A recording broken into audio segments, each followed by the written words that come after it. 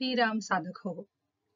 आज आपला दुसरा व्हिडिओ आहे हा आणि आज आपण पाहणार आहोत दासबोध आपण वाचल्याने आपल्याला आपला संसार कसा सुखी करता येणार आहे. म्हणजे संसार आहे तोच आहे, सगळं परिस्थिती आहे तीच राहणार आहे आणि तरीही आपण बदलणार आहोत दासबोध वाचल्याने आणि त्यामुळे आपल्याला आहे तोच आहे त्याच व्यक्ती आहे तोच तसा संसार तीच परिस्थिती कशी सुखाचा अनुभव देऊन जाणार आहे.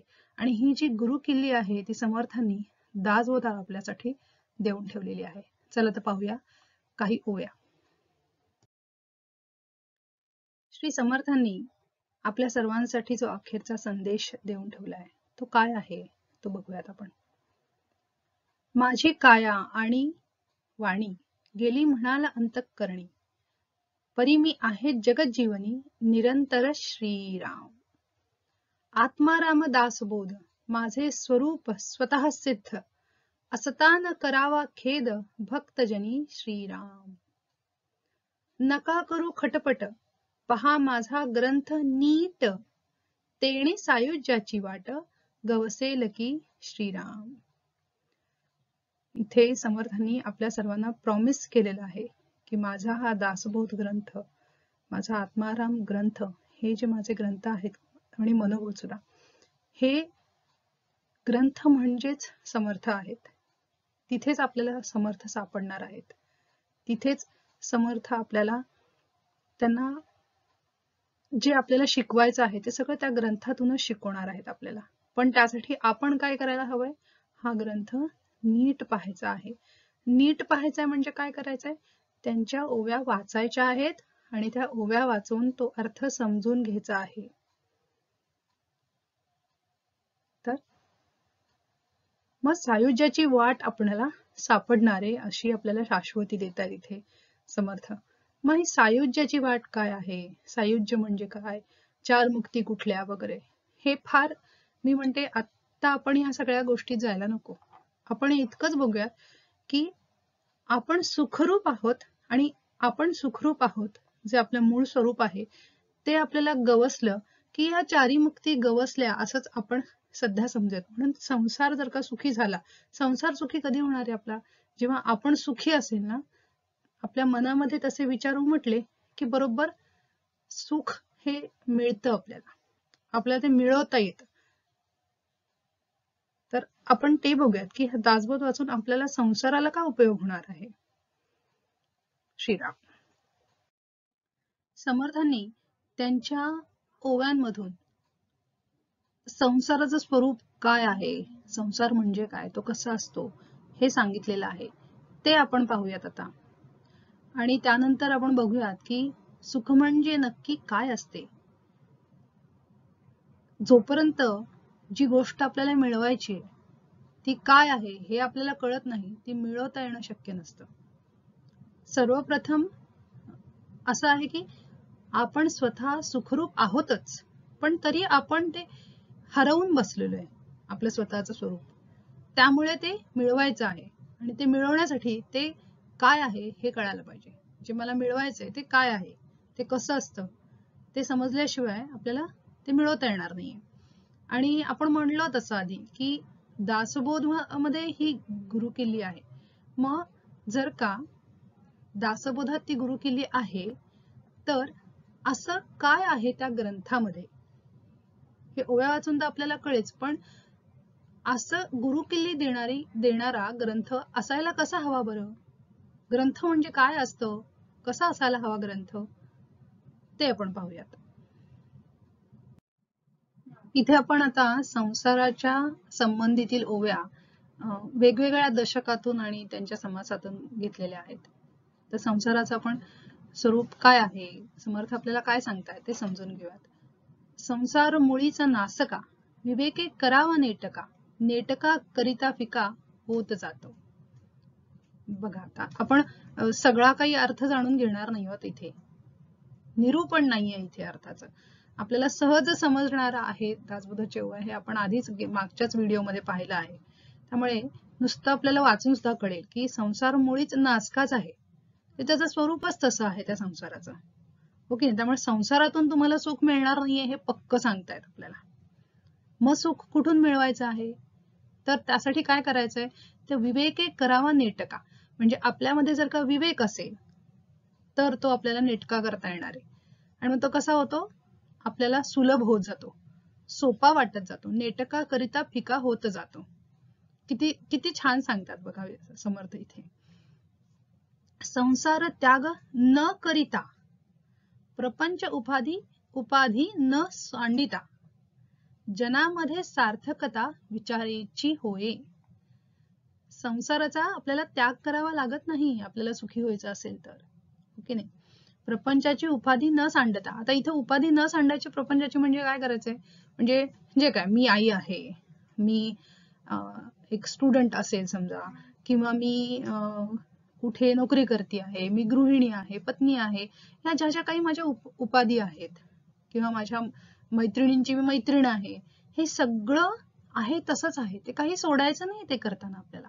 ते प्रपंच करताना सगळं तसंच करायचं आहे. जनामध्ये सार्थकता विचारायची होय. पण हे सगळं करताना महत्वाचं काय सांगतात इथे आपल्याला समर्थ? की विचारायची होय.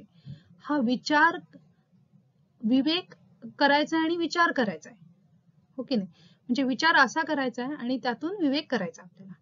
ह्या दोन गोष्टी आता गुरु किल्ली म्हणतात ना, ती ही अशी दिली आहे समर्थांनी. विचार आणि विवेक. व्यर्थ जाऊन नेदी काळ, संसार चिंता सर्व काळ, कथा वार्ता तेची सकळ, या नाव बद्ध. पण आपण बद्ध आहोत. काय करतो आपण? एक क्षण सुद्धा आपण असा निश्चिंतेचा घालवत नाही. सतत आपण सदा सर्वदा संसाराची चिंता करत राहतो की आता कसं होईल, आता हे याचं असं झालं, त्याचं तसं झालं, मग उद्या काय करायचंय स्वयंपाक, आता काय करायचंय, आठवड्याचं काय करायचंय, मग पुढच्या महिन्यात काय करायचंय, पुढच्या वर्षी काय करायचंय. सतत आपण याचा काही ना काही विचार प्रत्येकामध्ये सतत काहीतरी चालू असतो.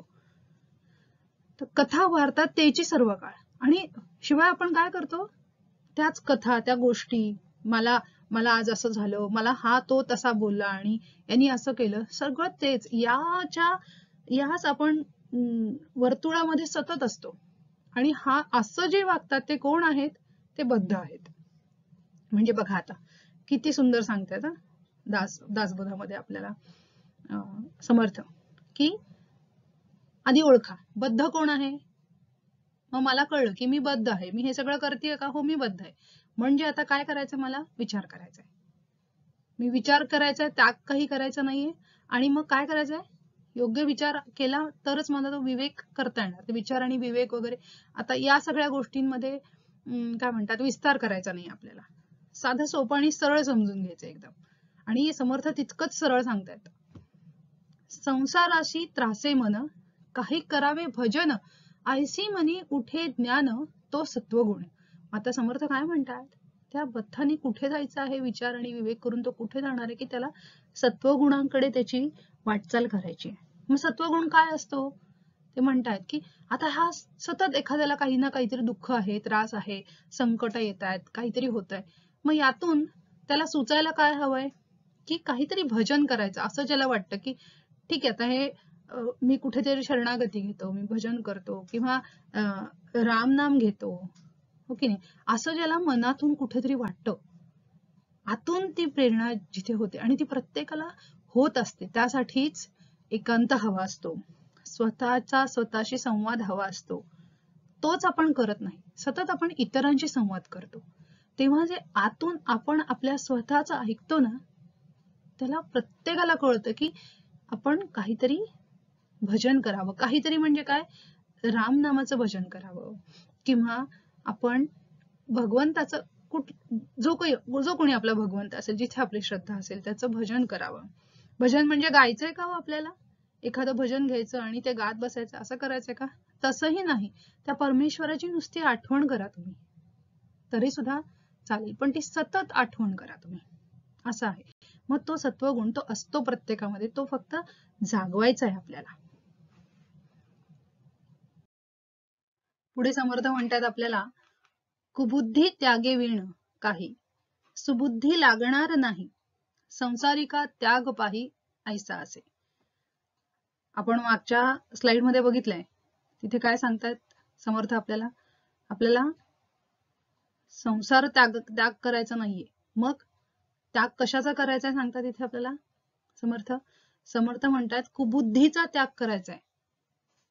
आणि त्यांनी काय होईल? आपल्याला सुबुद्धी येईल.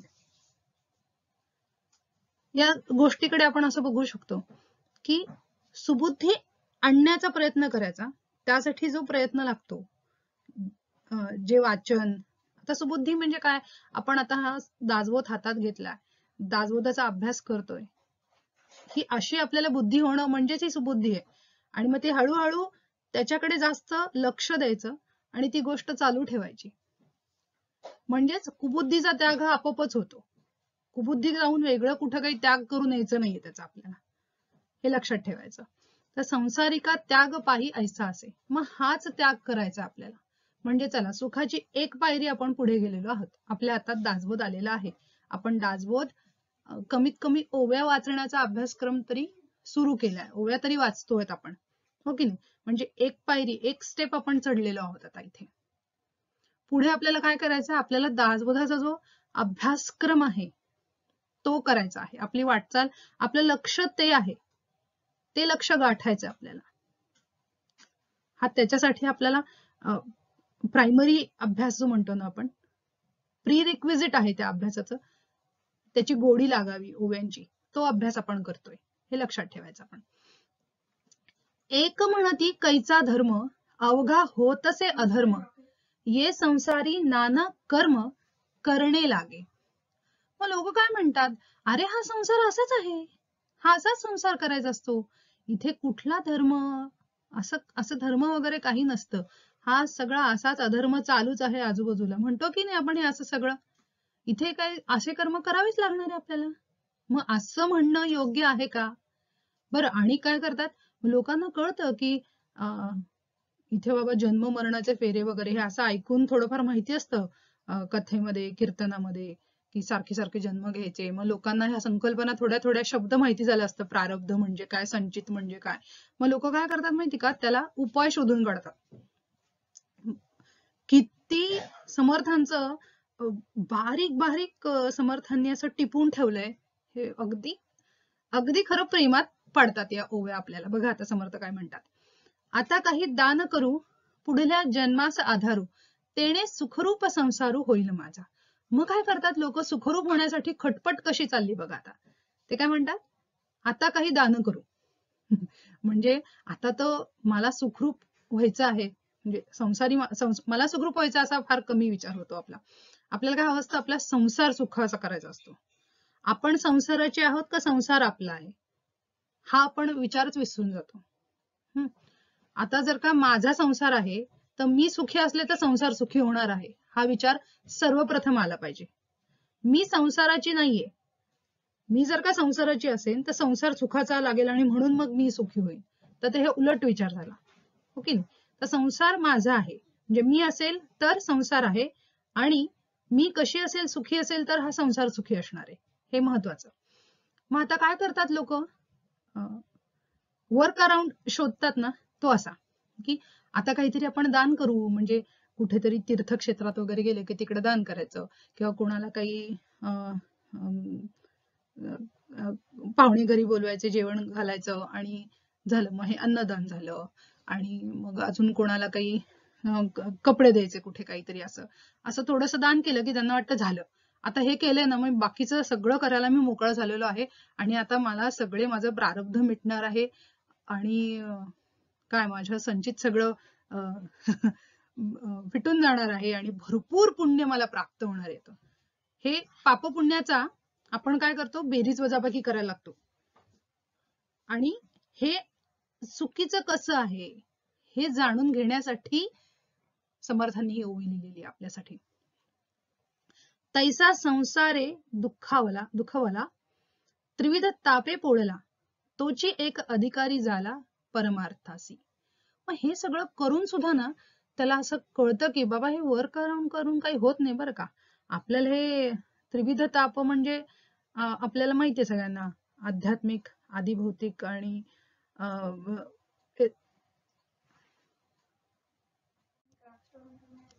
आदिदैविक हे जे ताप आहेत, आता ते काय आहेत हे जास्त जाणून घ्यायचं असेल ना आपण, तर दासबोध.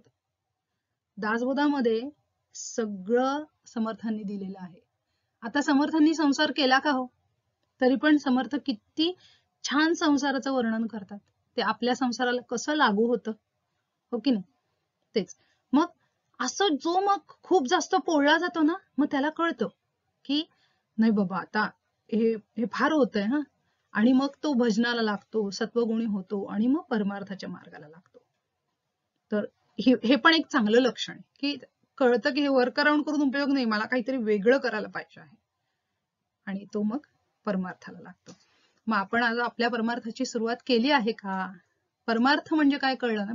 परमार्थ जसं आपण पहिल्या व्हिडिओमध्ये बघितलं तसं तो परमार्थ आपल्याला काहीतरी म्हातारपणी करायचा नाहीये आणि संसार सोडूनही करायचा नाहीये, हो की नाही? तो अशाच प्रकारे करायचा. आपण दासबोधाचा जो अभ्यास सुरू केला त्यातूनच आपण सुखी होणार आहोत. आपण सुखी झालो की आपल्या आजूबाजूला सगळीकडे सुखच दिसणार आहे आपल्याला. हा आहे परमार्थ आपला. आता आपण बघूया विवेक म्हणजे काय. आता आपल्याला समर्थांनी सांगितलंय काय करायचं आपल्याला सुखी संसार होण्यासाठी. विवेक करायचा आहे. तर विवेक म्हणजे काय? तर विवेक म्हणजे विचारांची पक्वता आणि सावधानता. तर विवेकासंबंधी ज्या ओव्या आहेत, बऱ्याच ओव्या आहेत विवेकाच्या, त्यातल्या काही आपण आता पाहूया इथे. ये ग्रंथीचा विवेक विवंचनी पाहे साधक, तयास सापडे एक निश्चय ज्ञानाचा. या ग्रंथामध्ये विवेकाची जी काही डेफिनेशन आपल्याला दिलेली आहे, तर साधकांनी ती नीट पाहावी, त्याच्यावर विचार करावा, चिंतन करावं. मग त्याला निश्चय ज्ञानाचा, म्हणजे त्याला काय सापडणार आहे तिकडे? एक त्याचा ज्ञान निश्चय होणार आहे तिकडे. म्हणजे त्याला विवेकाचं ज्ञान प्राप्त होणार आहे की कुठल्या परिस्थितीत काय केलं म्हणजे तो विवेक ठरणार आहे आपला, कसा विवेक करावा ते कळणार आहे. त्यासाठी आपल्याला ओव्या वाचायच्या आहेत. पृथ्वीमध्ये बहुत लोक, तेही पहावा विवेक, इहलोक आणि परलोक बरा पहावा श्रीराम.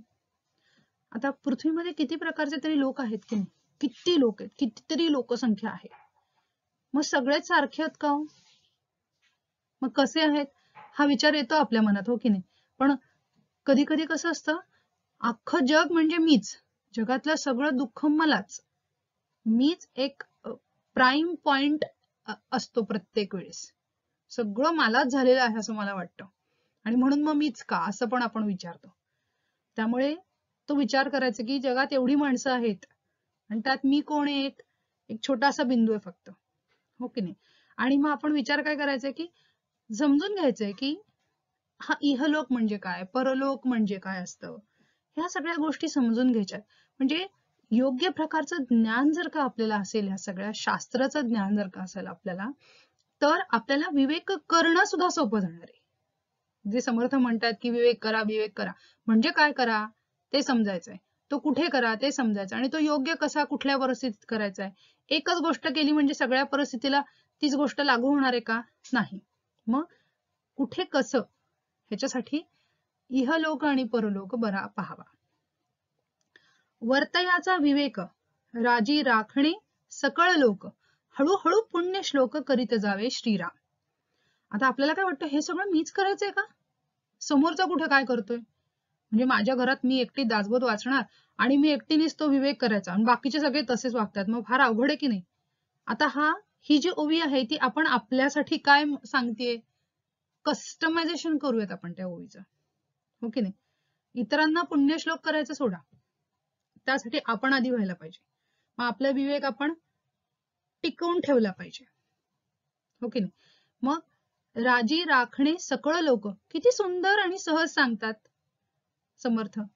सगळ्यांना कसं राजी राखायचं, म्हणजे कोणाला दुखी करायचं नाही आपल्याला इथे. हा वर्तयाचा विवेक म्हणजे कसा इम्प्लिमेंट करायचा आहे तो विवेक आपण, तर कोणाला दुखवायचं नाही आपण, हो की नाही?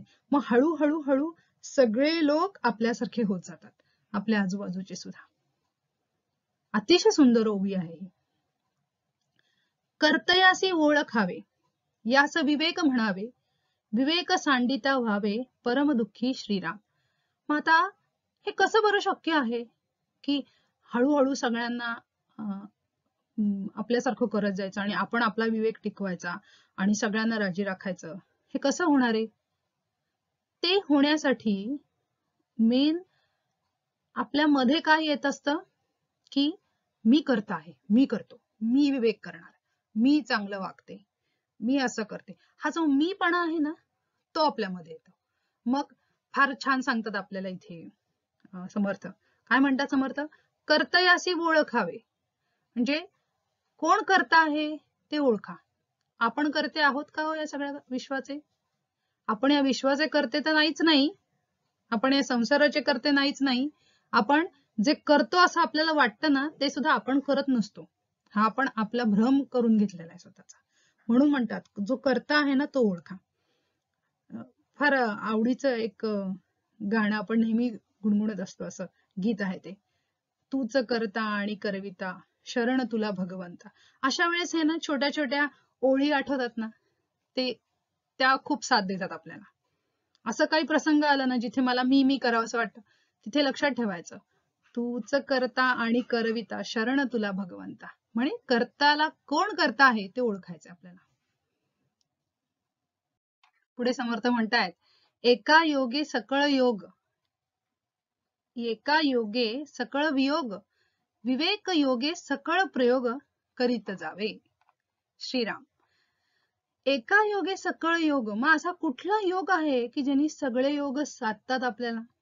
तर हा आहे सत्संग. म्हणजे काही सत्संग केला आपण, थोडा जेवढा वेळ जमेल तेवढा वेळ जरी आपण सत्संग केला तर सगळे योग जुळ. आणि एका योगे सकळ वियोग, मग वियोग होतो म्हणजे काय? आपलाच आपल्यापासून वियोग होतो, परमात्म्याचा पासून आपण वियोग पावतो. एका योगे सकळ वियोग म्हणजे जेव्हा आपण सत्संग करत नाही किंवा कुमार्गी लोकांबरोबर आपण राहत असतो, विचार तसं वाचन करतो, तसं श्रवण करतो, तर काय होतं? आपण सगळं वाईटच दिसतं. म्हणजे वाईट चष्मा लावला की ते वाईटच दिसतं.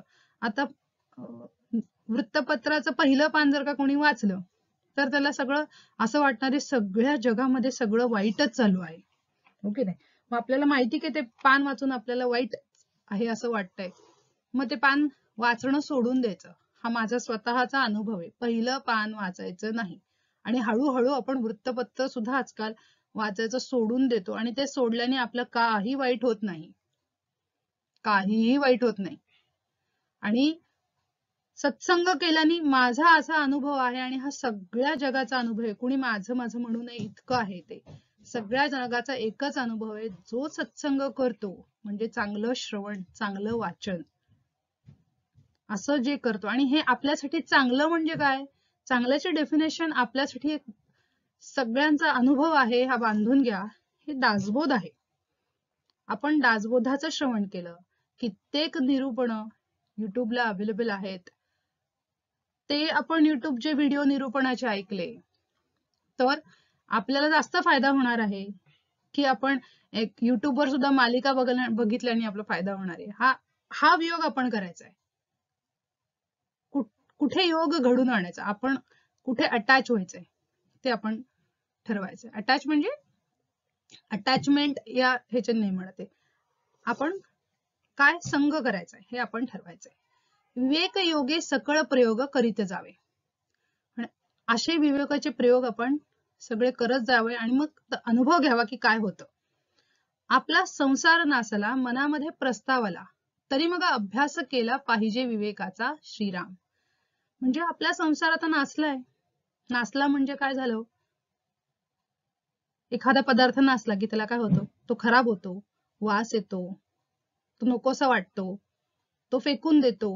म्हणजे अशी जेव्हा अवस्था येते माणसाची की नको वाटतोय मला हा संसार, किंवा मला संसारात खूप दुःख होतंय, त्रास होतोय, किटकिट होतंय, नको मला माणसं नकोय त्या संसारामध्ये माझ्या असलेल्या आजूबाजूची, मला काही नकोय, असं जेव्हा वाटतं ना तेव्हा मनामध्ये प्रस्ताव आला तेव्हा इतरांना बोलण्यापेक्षा काहीतरी माझ्याच मनामध्ये मला कळायला लागतं की नक्की घडतंय काय, माझी कुठे काही चूक झालीये का. प्रस्तावना म्हणजे काय, इथे पश्चाताप ज्याला होतो ते म्हणायचे समर्थांना. मग काय करायचं, हा पश्चाताप होण्यासाठी सुद्धा अभ्यास केला पाहिजे की हे माझ्या आजूबाजूला घडतंय, हे का घडतंय, हे दुःख मला का दुःख आलेलं आहे. तर नुसतं आलं आहे आणि आता मला देवा सोडो रे किंवा मी सगळा संसार सोडून जातो रे, हा विचार केला तर त्रासच होणार आहे. पण आपण करायचं काय, अभ्यास केला पाहिजे ह्या गोष्टी सुद्धा. आणि तरी मग अभ्यास केला पाहिजे विवेकाचा. मग तो कसा अभ्यास केला पाहिजे, विवेकाचा अभ्यास केला पाहिजे.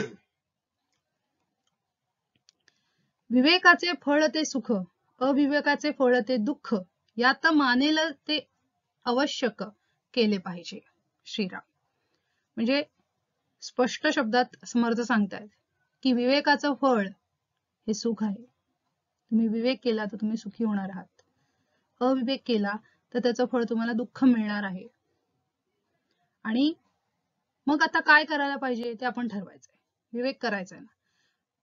त्यातला एक मुद्दा मोठा लक्षात घेण्यासारखा आहे, तो असा की आपल्याला विवेक करायचा आहे, हो की नाही, पण तो विवेक करायचा आहे हे प्रत्येक वेळेस लक्षात ठेवायचं.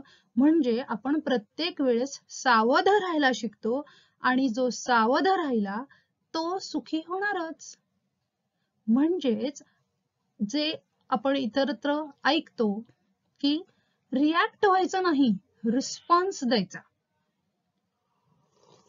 हे असं जे सांगतात तेच इथे सांगितलं आहे समर्थांनी आपल्याला की एक क्षण थांबायचे, विवेकाचे विचार मनात आणायचे आहेत आणि त्याची सवय हळूहळू होते. मग आपल्याला असं हा मला विवेक करायचा आहे. आता आपण अशा स्टेजला आहोत की आपण प्रत्येक वेळेस विचार करायचा आहे, विवेकाचा विचार करायचा, योग्य ती निवड करायची आपल्याला आणि ती परिपक्वता आपल्यात आणायची विचारांची आणि सावध राहायचंय. आपण आपोआपच सावध राहायला शिकतो. विवेके वीण जो भाव, तो भावची अभाव, मूर्खस्य प्रतिमा देव, ऐसे वचन श्रीराम.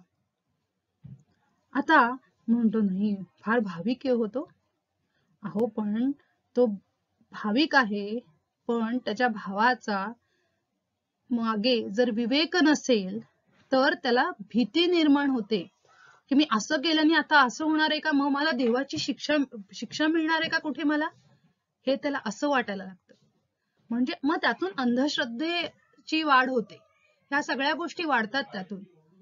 मग आपल्याला काय करायचंय, विवेके वीण जो भाव, तो भावची अभाव आणि मूर्खस्य प्रतिमा देव ऐसे वचन. म्हणजे असं म्हणतात की मूर्ख जो माणूस असतो त्याच्यासाठी ना त्या फोटोमध्येच देव असतो, हो की नाही. आणि मग तो फोटो त्याला काही उपाय देणार आहे का कुठला, किंवा त्या फोटो मार्फत त्याला काही संकट ओढवणार आहे का, परीक्षा घेणार आहे का, नाही, तसं काही होत नसतं. म्हणून विवेक फार महत्वाचा आहे, कसा विचार करायचा हे फार फार महत्वाचं आहे. आता जसे विवेक आपल्याला महत्वाचा आहे तसंच समर्थांचा सगळ्यात जास्त भर जो असतो तो प्रयत्नांवर असतो. मग प्रयत्नांविषयीच्या काही ओव्या बघूयात आपण, त्यातून आपल्याला समर्थांना प्रयत्न काय सांगायचे त्याचा थोडासा समज येईल आपल्याला त्याची. सुख अंग देऊ नये, प्रयत्ने पुरुष सांडवू नये, कष्ट करिता त्रासो नये, निरंतर श्रीराम. सुख अंग देऊ नये म्हणजे काय करायचं आपल्याला, आपल्या अंगाला सुख लाभेल असं करायचं नाहीये. म्हणजेच काय करायचं आपल्याला, आळशीपणा सोडून द्यायचा आहे. प्रयत्ने पुरुष सांडू नये, हे कधी प्रयत्न करायचा सोडायचा नाही आपल्याला, सतत प्रयत्न करत राहायचे आपल्याला. कष्ट करिता त्रासो नये, हे सुखा अंग देऊ नये, तेच सांगतात की कष्ट करिता त्रासो नये. थोडे कष्ट पडले तर त्याचा त्रास करून घेऊ नये. मग इथे कष्ट म्हणजे काय येतो, कष्ट करायचे म्हणजे काय करायचे, आपल्याला ना शारीरिक कष्ट तसेही आजकालच्या जगात फार कमी करावे लागतात. मग हे थोडेसे मानसिक जे कष्ट होतात आपल्याला, की एखादी वाईट सवय सोडणं. आता एक उदाहरण द्यायचं म्हटलं तर आपण हे आपल्याला कसं लागू करून घ्यायचं, तर मी माझं स्वतःचं उदाहरण इथे एक देते. मला कसं ते लागू झालं. मालिका बघण्याची फार फार आवड, मग आता पिक्चर बघण्याची आवड, मग ते सोडायचं त्याचा कष्ट होतो आपल्याला, फार कष्ट होतात. तर मग हे कष्ट कुठले, ते मनाला झालेले कष्ट आहेत. मग कष्ट करिता त्रास होऊ नये. मग ते कष्ट मानसिक असले ना, त्याला त्रास करून घ्यायचा नाही. आणि मग काय करायचं, प्रयत्न काय करायचंय की मी जास्तीत जास्त चांगलं श्रवण, चांगला अभ्यास करेन. मी दासबोधाचं दर महिन्याला एक माझा जो स्वाध्याय आहे तो सोडवायचा प्रयत्न करणारच. 1 महिन्याला एक पूर्ण व्हायलाच पाहिजे. योग्य वेळेत मला जो अभ्यास करायचा तो मी केलाच पाहिजे. हे मनाला वळण लावणं, हे मानसिक कष्ट आहेत आता या घडीला आपल्याला. मग थोडेसे शारीरिक कष्ट काय असतात, आपण म्हणतो नको आत्ताचं हे काम आत्ता नको करूयात, पुढे करूयात आपण, ओके नाही. तर हे जे करतो ना, तर कष्ट करिता त्रास होऊ नये, म्हणजे आळस सोडून आपोआपच सुटला जातो आपला. थोडस कष्ट होत असतील ना, करायचं काही हरकत नाहीये. हळूहळू करायचं, एकदम सगळं होणार आहे असं नाहीये, हळूहळू करत जायचंय, मग ते सहज होत जातं. पुढे म्हणतात समर्थ, अंतरी नाही सावधानता, यत्न ठाके न पुरता, सुख संतोषाची वार्ता तेथे कैची. अंतरी नाही सावधानता म्हणजे काय, आता इथे आपल्या सावध नसतो आपण प्रत्येक वेळेस, काही आपल्या आजूबाजूला झालं की आपल्यामध्ये सावधानता नसते, त्यामुळे नक्की काय प्रयत्न करायचा ते आपल्या लक्षात येत नाही. आणि मग अशा ठिकाणी कसं काय सुख संतोष येईल, म्हणजे प्रयत्न करण्यासाठी सुद्धा आपल्याला प्रिरिक्विजिट काय की सावध असायला पाहिजे. ही सावधानता कुठे येते, विवेकातनं येते. कशी साखळी आहे पहायची. एकाग्र करून या मन, बळेची धरावे साधन, यत्नी आळसाचे दर्शन होऊच नये. आता हेच सांगते, मानसिक कष्ट करतानाच जे उदाहरण मी दिलं ते बळेची धरावे साधन. आपल्याला साधन काय दिलं इथे, विवेक हे आपलं साधन आहे.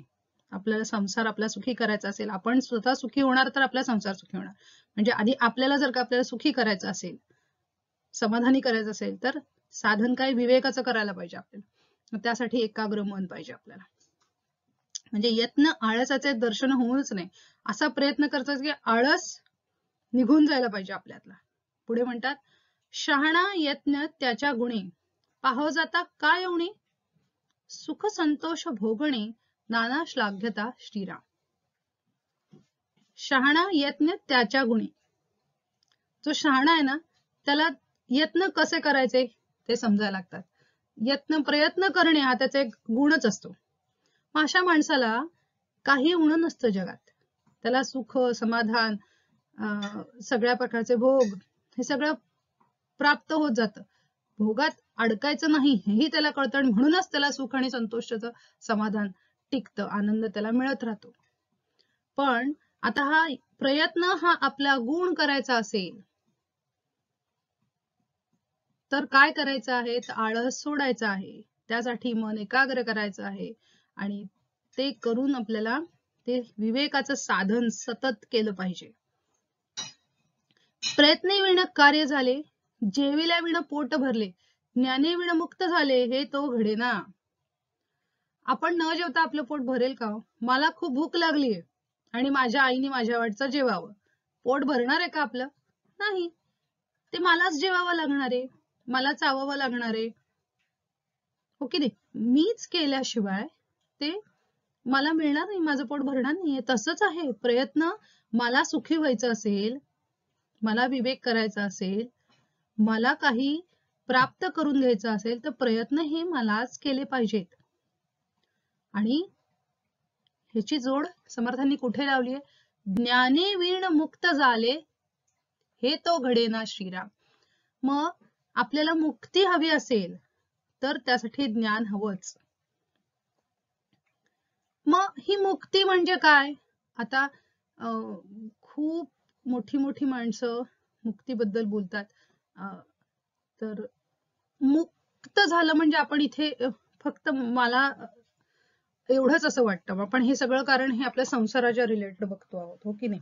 आपण संसारी आहोत, त्यामुळे मुक्त झालं म्हणजे काय, हे जे छोटी छोटी सुख दुःख असतात ना, ते आपण त्यात अडकतो. बांधून घेतो आपण स्वतःला.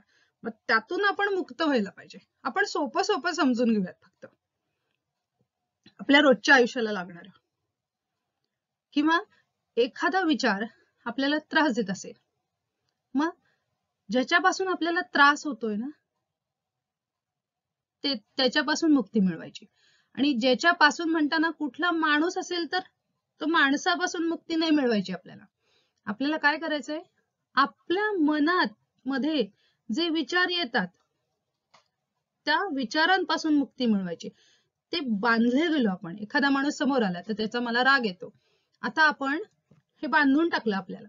माणूस आणि राग, तो माणूस आणि त्याच्याबरोबर येणारा तो राग, ह्याचं बंधन बांधून घेतलं आपण. आपण ते मुक्त करायचं. मग हे आपणच केल्याने होणार आहे. तर मुक्ती ही अशा पद्धतीने मुक्त. मग त्याच्यासाठी काय लागतं, आपल्याला ज्ञान लागतं. तसंच आहे. मग ज्ञाने विण मुक्ती म्हणजे आपल्याला जेव्हा कळतं की त्या माणसाचं काही नाहीये त्याच्यामध्ये, माझ्या मनात जे विचार येतात ना त्यामुळेच मला त्रास होतोय. मग ते विचार मी काढले, जे त्या व्यक्ती आणि माझ्यामध्ये मी जे बंध रागाचे निर्माण केलेत ते बंध मी जर का विचाराने विवेकाने प्रयत्नपूर्वक तोडून टाकले ते बंध, तर काय होणार आहे, मी मुक्त झाले ना. ती मुक्ती आपण बघायची इथे. श्रीराम. चला मग आता आपण जाणून घेऊयात की सुख म्हणजे नक्की काय असतं. मग काय आपल्याला समर्थ सांगतायत बरं सुखाबद्दल ते बोलूयात. आपल्याला सुख मिळवायचं आहे. समर्थ म्हणतात, आळसे सुख मानू नये, चहाडी मनासा आणू नये, शोधल्या वीण करू नये कार्य काही. श्रीराम. आळसामध्ये सुख मानायचं नाहीये. म्हणजे सुख काय नाहीये, आळस करणे म्हणजे सुख हे नाही आहे. जिथे जिथे आपण एखादं काम न करता आळस करतो, आज नाही उद्या करा असा विचार जेव्हा जेव्हा करतो तेव्हा तेव्हा आपण ते सुख समजतो, पण ते सुख नाही असं समर्थ सांगतायत आपल्याला इथे. चहाडी मनासा आणू नये याचं त्याच्याजवळ जाऊन सांगणे, ओके नाही, हे असं करणं म्हणजे सुख नाही आहे. आता सध्या आजकाल आपल्याला त्यात जास्त सुख मानायला लागलं. आपल्याला वाटतं हा मला काहीतरी मला मनात आलं आणि मी आता सांगते काहीतरी कोणाला, हिचं तिला, असं माझ्याकडे वेळ आहे रिकामा म्हणून मी असं करते. मग हे सुख नाहीये. शोधल्या वीण करू नये कार्य काही. म्हणजे इथे काय म्हणायचंय समर्थांना, शोधल्या वीण करू नये कार्य काही. काय शोधायचंय आपल्याला इथे हो, म्हणजे समर्थ जे म्हणतायत की विवेक करा, विचार करा, तर ते आधी विचार करा. नुसतं वाटलं आणि केली एखादी गोष्ट तर फसू शकतो आपण. त्यामुळे आधी विवेक करा, विचार करा आणि मगच तुम्ही ते करायला घ्या कार्य. पुढे म्हणतात, विषयजनित जे जे सुख तेथे होते परम दुःख, पूर्वी गोड अंती शोक नेमस्त आहे. आता विषयाबद्दल बोलणं हे माझ्या आवाक्यातली गोष्ट नाही, पण विषयजनित जे जे सुख, तरी प्रयत्न करा म्हणतात समर्थ, तसा मी एक प्रयत्न करते. कुठल्याही विषयामध्ये सुख नसतं, एक दुसरं आपल्याला गुरुकिल्ली दिलेली आहे समर्थांनी. म्हणजे श्रीखंडामध्ये सुख नाही. काय होतं, ते श्रीखंड खाताना गोड लागतं आणि ते खाऊन झालं की मग त्याची चव अजून एक काही 2-3 मिनिटं राहते. पुढे त्याची फक्त आठवणच असते आणि त्या आठवणीमुळे परत काय होतं, आपल्याला परत एकदा खावंसं वाटतं, परत ते सुख घ्यावंसं वाटतं. पण मग ते सुख कशात आहे हो, त्या श्रीखंडामध्ये सुख आहे का? आता मला श्रीखंड नाही आवडत, तर ते मला ते सुख वाटेल का त्याच्यामध्ये? नाही. म्हणजे मग सुख त्याच्यात आहे का? नाहीये सुख, हो की नाही. मग विषयजनित, आता इथे खाण्याचा म्हणून आपण एक सोपं उदाहरण बघितलं, तसे अजून बरीच उदाहरणं आपण घेऊ शकतो. तर प्रत्येकाने ते समजून घ्यावं. एक कुठली गोष्ट आपण करत असताना ह्याच्यात सुख आहे का? का सुख मी मानते म्हणून त्याच्यात वाटतंय आपल्याला, आणि मग हे योग्य आहे का इथे सुख मानून घेणं, हा विवेक आपण करायचा आहे. मग अशी जे विषयजनित सुख असतं त्यात आधी गोडच वाटतं आणि नंतर आपल्याला दुःख होतं त्याच्याने. पुढे म्हणतात समर्थ, कीर्ती पाहो जाता सुख नाही, सुख पाहता कीर्ती नाही, विचारे विण कोठेची नाही, समाधान श्रीराम. इथे समर्थ म्हणतात की विचार केल्याशिवाय कुठेच आपल्याला समाधान लाभणार नाही आहे. मग समाधान ही वस्तूतनं, व्यक्तीमधून, परिस्थितीमधून मिळणारी गोष्ट आहे का हो? नाहीये. ही कुठून मिळणार आहे आपल्याला? आपल्या विचारांनीच आपल्याला समाधान मिळवायचंय. बाकी समाधान कुठेही मिळणार नाही आपल्याला. ओके नाही? मग आपण जर का कीर्तीच्या मागे लागलो तर आपल्याला सुख मिळणार आहे का? नाही, कारण आपल्याकडे नाही. किती संपणार आहे का कीर्ती? एवढी झाली, मला आता माझ्या आजूबाजूचे लोक ओळखायला लागले, अजून थोड्या लोकांनी ओळखावं, अजून मग विश्वविख्यात व्हावं, अशी कीर्ती कीर्ती कीर्ती. मग त्याच्या मागे लागून सुख मिळणार आहे का आपल्याला? नाही. सुख पाहता कीर्ती नाही. आणि मग तुम्ही जर का म्हणले की नाही मला सुख ज्याच्यात हवं आहे तर ते मी बघतो, तर ते मला कीर्ती मिळणार नाहीये. हो की नाही? मग आता हे दोन्ही सुद्धा गोष्टी आपण बघितल्या, कीर्ती आणि सुख. तर सगळंच मिळणार आहे का आपल्याला? नाही मिळणार आहे. हो की नाही? एका वेळेस सगळ्याच गोष्टी मिळतीलच असं नाही. मग तिथे विचार करायचा आपल्याला, मला या मार्गाने जायचं का या मार्गाने जायचंय? माझ्यासाठी उत्तम काय? विवेक करा, विचार करा, आणि तरच तुम्हाला समाधान मिळणार आहे. श्रीराम. विवेकाचे फळ ते सुख, अविवेकाचे फळ ते दुःख, यात मानेल ते आवश्यक केले पाहिजे श्रीराम. आपण आता हे विवेकाच्या वेळेस पण बघितले आणि सुखाच्या वेळेस पण आपण ही ओवी इथे पुन्हा एकदा घेतलेली आहे. कारण सुख आणि विवेक हे कसं एकमेकांवर अवलंबून आहे हे आपल्याला बघायचंय. म्हणून दोन्हीकडे जेव्हा आपण सुखाचा विचार करतो तेव्हा विवेक केला पाहिजे हे आपण ठरवायचं. आणि विवेक करताना थोडे कष्ट झाले तरी सुद्धा त्याच्या मिळणारं जे फळ आहे सुख, त्याच्याकडे लक्ष द्यायचं आणि ते कष्ट करायचे. हो की नाही? म्हणजे आळस घालवायचा हा विवेक आहे ना. आळस नाही करायचा, प्रयत्न करायचे, कष्ट करायचे. तर तो विवेक जेव्हा करतो ना तर तेव्हा लक्षात ठेवायचं की याचं फळ सुख मिळणार आहे. म्हणून ही ओवी दोन्हीकडे घेतलीये. आवडी सारिखे मिळे तेणे सुखची उचंबळे, नाही तरी कंटाळे मानस ऐकता श्रीराम. आपल्याला आवडीसारखं मिळालं ना की आपल्याला छान वाटतं.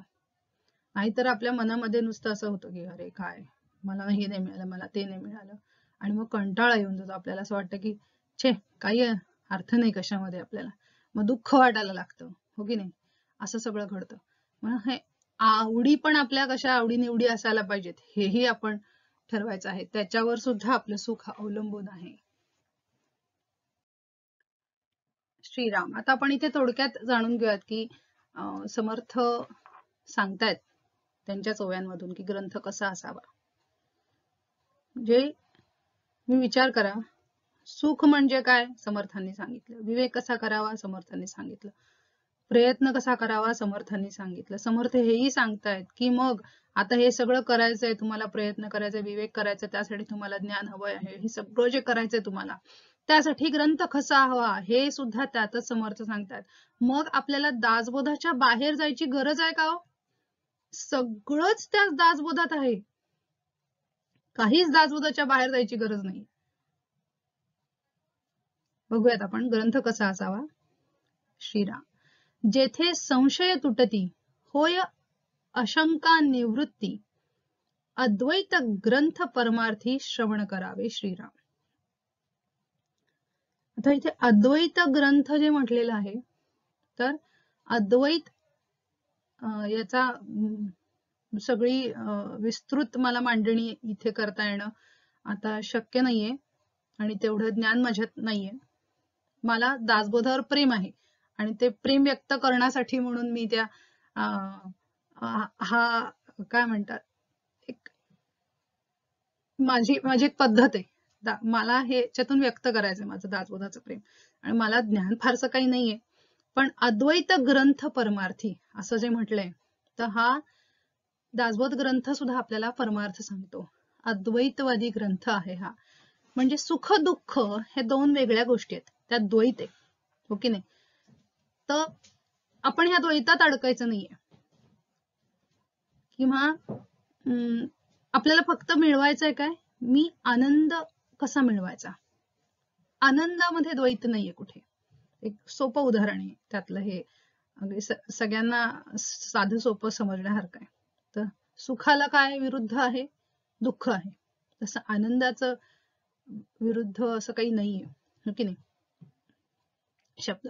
तर आनंद हवाय आपल्याला. तसं अद्वैत म्हणजे मी आणि भगवंत हे वेगळे नाहीयेत, आम्ही दोघं एकच आहोत. हे शेवटचं लक्ष आहे आपल्याला, ते जाणून घ्यायचे, त्याची अनुभूती घ्यायची आहे. हे हे हे शेवटचं म्हणजे परम ध्येय आपलं ते आहे, हो की नाही. पण आपण आता सर्वसाधारण सोपं सोपं करून घेतोय आपल्यासाठी, त्यामुळे अशा प्रकारचा ग्रंथ आपण वाचला पाहिजे. मग असा ग्रंथ आपला दासबोध आहे. तर आणि ह्या दासबोधात काय होणार आहे आपलं, अशंका निवृत्ती. आता हे समर्थ जे सांगतात हे सर्वसाधारण ग्रंथ ह्या विषयाविषयी सांगतायत. पण आता आपल्यालाच कळेल, जसं आपण दासबोध वाचत जाऊ ना, तसं आपल्याला कळेल की इथे आपले सगळे संशय मिटणार आहेत.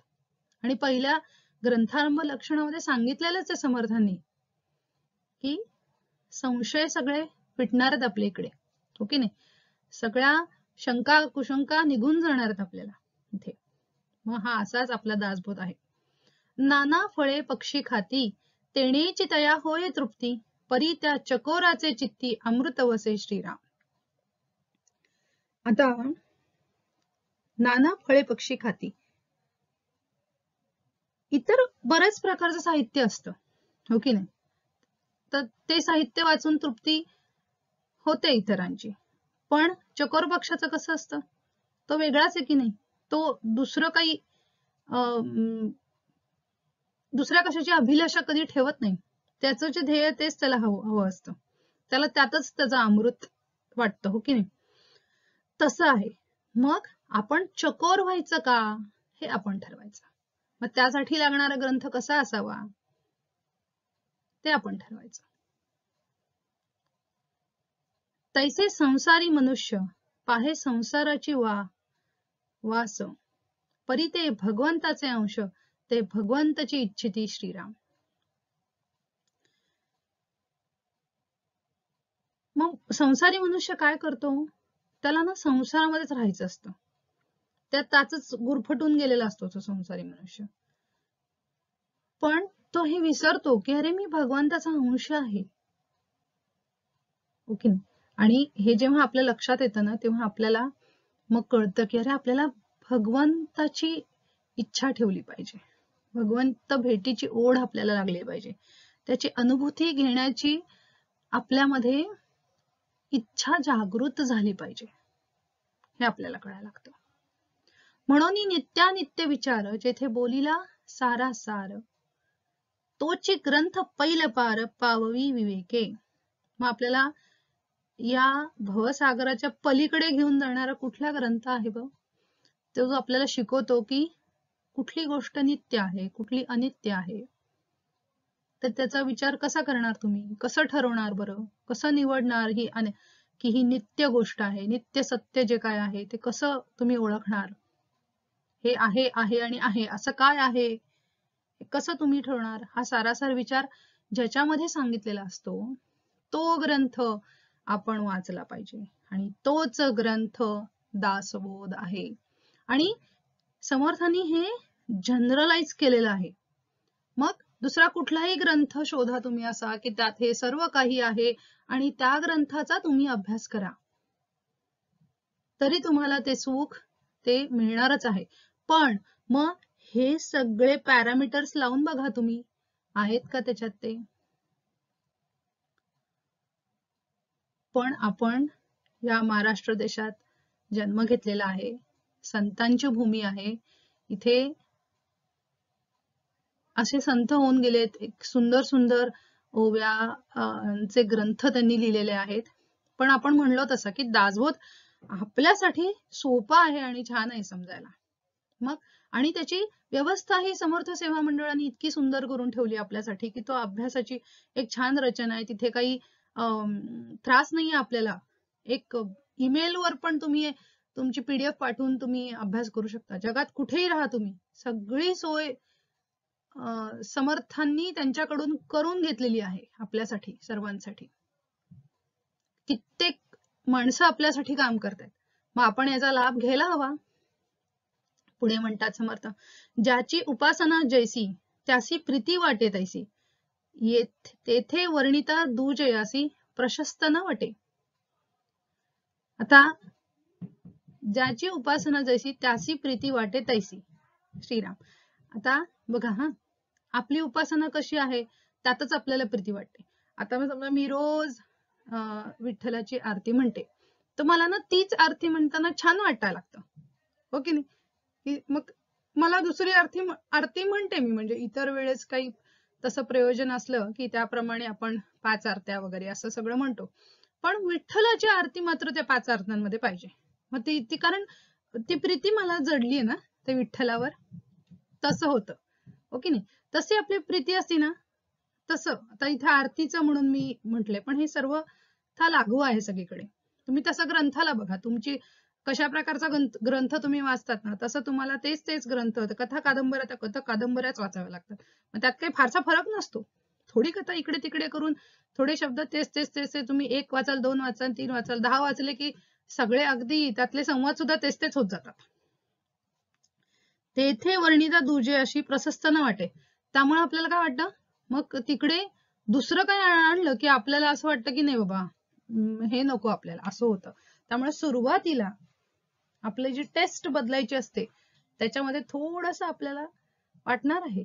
कथा कादंबऱ्यांवरनं दासबोध घ्यायचा, तो हा जो मानसिक कष्टाचा भाग आहे ना, तो थोडा पार केला की आपल्याला सगळं मिळणार आहे जे आपल्याला हवं ते, पण ते करायचंय आपण. मग आता आपण जो ग्रंथ आहे असा आपला तो दासबोध आहे, हे आपण तर पक्क केले आपल्यासाठी, हो की? मग कशी बरं मांडणी आहे, काय बरं या दासबोधाची वैशिष्ट्य आहे? तर दशक आणि समास अशी मांडणी आहे. बहुतेक आपण गेल्या व्हिडिओमध्ये पण ही माहिती बघितली आणि येणाऱ्या प्रत्येक व्हिडिओमध्ये आपण दासबोधाविषयी अशी काहीतरी माहिती बघणारच आहोत.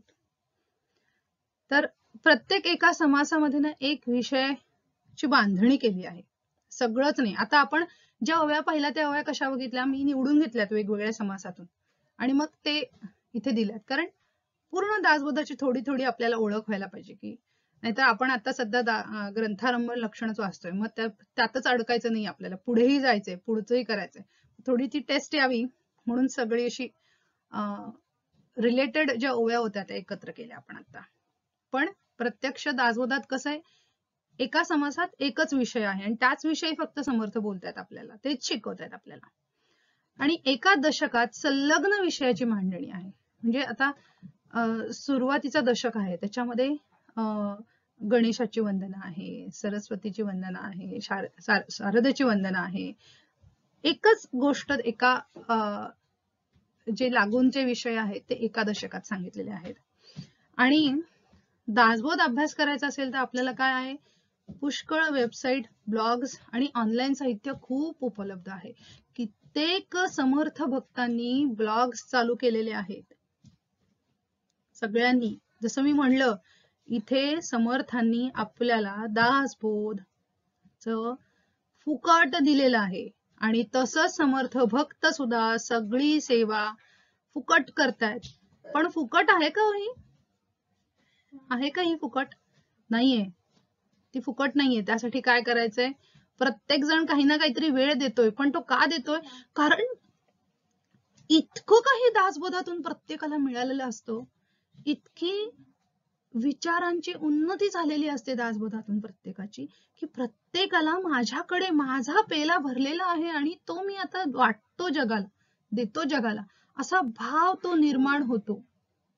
म्हणजे समर्थांचं खरंच आपल्यावर कृपा आहे इतकं वाटतं आपल्याला, आणि ते मग आपण देते होतो सहज, साहजिकच. ती तळमळ आपल्यामध्ये निर्माण होते. म्हणून तुम्ही बघाल तर कित्येक ब्लॉग्स आहेत आणि इतके सुंदर आहेत, तुम्ही फक्त शोधून बघा, खूप आहे. युट्यूबला इतकी निरूपण सुंदर आहेत, फार सुंदर आहेत निरूपण. शोधा तुम्ही, मालिका शोधण्याच्या ऐवजी ते शोधून बघा, एखाद दिवस सहज चेंज म्हणून करून बघा, मिळेल तुम्हाला. आणि गेल्या वेळेस सांगितल्याप्रमाणे dasboth.abhyas.org ही आपली साईट आहे दासबोध अभ्यासासाठी. तर आपल्याला तिकडे जायचं आहे आणि तिथे संपूर्ण माहिती, त्या दासबोध अभ्यासक्रमाची माहिती आपल्याला दिलेली आहे. अतिशय सोपं केलेले आहे. कुठल्याही प्रक्रियेमध्ये काहीही अवघड नाहीये. फक्त तिथे जाऊन भेट द्या. आणि dasboth.com मध्ये एक प्रत आहे, पूर्ण दासबोधाची अर्थासह दिलेली प्रत आहे. ओके. आणि इतरही बरंच साहित्य दासबोधाच्या संदर्भात येणारं, समर्थांचं चरित्र आणि इत्यादी गोष्टी आहेत तिथे. तर या 2 वेबसाईटचा नक्की भेट द्या तुम्ही. आणि मग दासबोधच का बरं, तर ह्याची थोडीशी उजळणी आपण गेल्यास पण केली होती आणि आताही थोडंसं बघूयात आपण की दासबोधाची मराठी भाषा आहे ती अगदी साधी आणि सोपी आहे. एखादा शब्द अवघड वाटलाच तर ओवी वाचून सहज आपल्याला संदर्भ कळतो की काय काय म्हणायचंय समर्थांना. आणि शिवाय समर्थ कसे आहेत, आधुनिक प्रकारचे शिक्षक आहेत ते समर्थ आणि फार शिस्तप्रिय आहेत एकदम. आणि संसारी साधकांसाठी दासबोध म्हणजे ना अक्षरशः रेफरन्स बुक आहे, टेक्स्ट बुक आहे आणि एन्सायक्लोपीडिया आहे. दासबोध अभ्यासल्याने व्यक्तीमध्ये अंतर्बाह्य बदल घडून येतो, विचार पद्धतीत इतका फरक पडतो आणि त्या विचारांनी सुख प्राप्त होतं, मी म्हणलं त्याप्रमाणे. आणि मग संसार आपोआपच सुखाचा होतो आपला. आपल्यात झालेला हा जो सूक्ष्म बदल आहे ना, ते आजूबाजूच्या लोकांना कळतो आणि मग त्यांचा सुद्धा दृष्टिकोन बदलायला लागतो. आपली घरची परिस्थितीच सगळी बदलून जाते, माणसं बदलतात. हा अनुभव घेऊन बघा. मग आता हे जे आपल्यासारखे भारताबाहेर राहणारे जे आहेत त्यांचं काय बरं होतं, त्यांना बरं काय मिळणार आहे ह्यातनं, तर आपल्यासाठी तर खासच म्हणजे काय म्हणतात, फार फार उपयोग आहे याचा आणि विशेषत्वाने आहे. तर कसं आहे की दासबोधाची संगत झाल्याने काय होतं, आपला देश आणि आपली संस्कृती हे त्याचे संस्कार हे आपल्या मनावर ठसत राहतात. आपण बाहेरच्या विश्वामध्ये भरकटून जात नाही, एक जवळ जवळ आपल्या संस्कृतीच्या जवळ राहतो आपण असं. आणि मग घरातली कामे करून आपल्याला माहितीच आहे भरपूर वेळ राहतो. सगळं अगदी शॉपिंग करा, तुम्ही फोनवर बोला, सगळं करा, तरी परदेशामध्ये थोडा तरी वेळ आठवड्यातनं तुमच्याकडे शिल्लक राहणार आहेच. आणि त्या वेळेचा वापर करा, काहीही सोडू नका. आणि तो जो शिल्लक राहिलेला थोडासा वेळ आहे ना, त्याचा वापर करा आणि तेव्हा दासबोध वाचा, काहीच त्याग न करता. नक्की तुम्हाला फरक जाणवणार आहे. आणि मग परदेशात तो जो एकटेपणा येतो ना, त्यामुळे ताण येतो, मी सांगितलं. मग हे F2 आपण बरेच व्हिडिओ बघत असाल की मी F2 वर आलेली आहे आणि मी आता काहीच करू शकत नाही, मी H4 वर आलेली आहे, माझ्याकडे EAD नाही आहे आणि हेच नाहीये तेच नाहीये. इथे सगळं, मग इथे आता तर हिवाळा चालू आहे, या विंटर सीझन मध्ये बाहेर काय भरपूर बर्फ आहे, लवकर अंधार पडतो, कुठे मैत्रिणींकडे पण जाता येत दुपारचं जाता येत नाही आता. आणि आता तर कोविडमुळे आणि बरेचशे गोष्टी. हे सगळ्यांनी ना काय होतं, मनावर आपण ताण करून घेतो. खरं तर तो करून कसा घ्यायचा नाही, त्या परिस्थितीचा आपल्या मनावर कसा ताण येणार नाही, हे सगळं शिकायचं असेल ना, तर दासबोधाचं फार वाचन महत्वाचं आहे आपल्याला. आणि त्याच्याने आपलं मन मग शांत होतं आणि समाधानी राहण्यास मग ती मदत होते आपल्याला.